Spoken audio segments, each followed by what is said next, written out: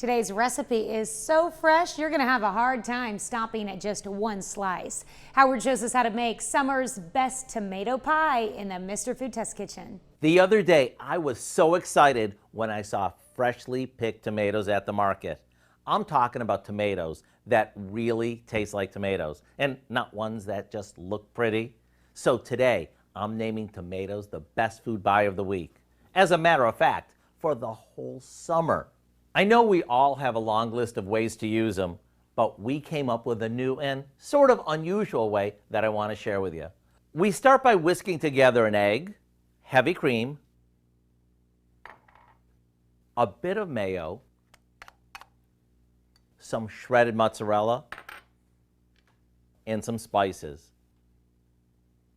We set that aside for a sec while we slice a handful of ruby red tomatoes and stack them in a par-baked pie crust. Now we pour the cream mixture over them and sprinkle on some Parmesan cheese before popping it in the oven until it passes the toothpick test. When this comes out of the oven all melty delicious, we want to let it cool slightly before digging in.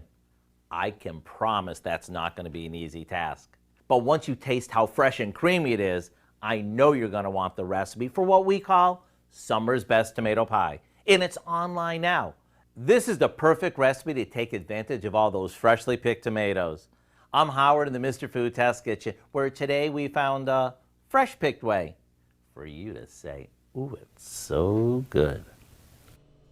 Never had it and definitely want to try it. You can find this recipe along with a lot more good food from the Mr. Food Test Kitchen online. Just go to our website at